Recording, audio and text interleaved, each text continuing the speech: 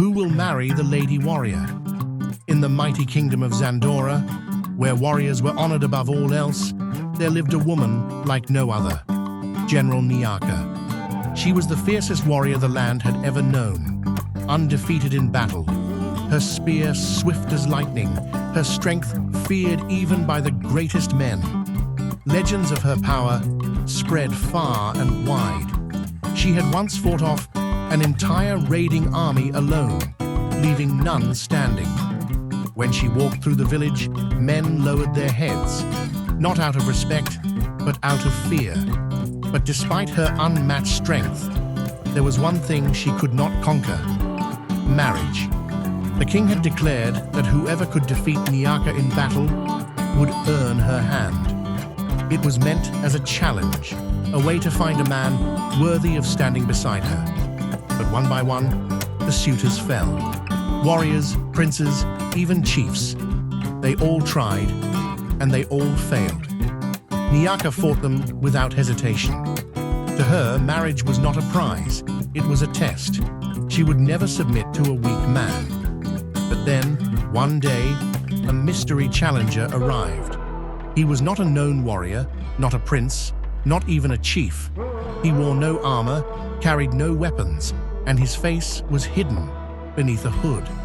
The villagers whispered, "Who was this man who dared to challenge Nyaka?" When he stepped into the fighting pit, Nyaka smirked. "You come without a sword, without armor. Do you value your life so little?" she asked. The stranger only smiled. "Strength is not always in the blade," he replied. The drums sounded, and the fight began.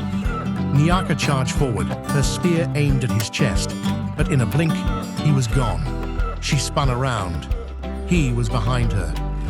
She struck again, but he dodged effortlessly. No one had ever moved like this. For the first time, Nyaka felt something she had never felt before in battle: doubt. The crowd gasped as the stranger danced around her attacks, never striking back, only avoiding. He was testing her, waiting for something.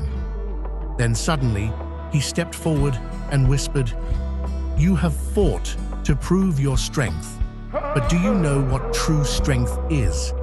Before Nyaka could respond, he did something unbelievable. He dropped his guard completely. Nyaka froze. Every opponent before him had fought desperately, yet this man was offering himself willingly. If she struck, she would win. But why did she hesitate? For the first time in her life, Nyaka saw a different kind of strength. One that did not seek to conquer, but to understand. The village held its breath. Would Nyaka strike him down? Would she surrender? Or had she finally met her equal? As the sun set, the battle came to an unexpected end. But what happened next?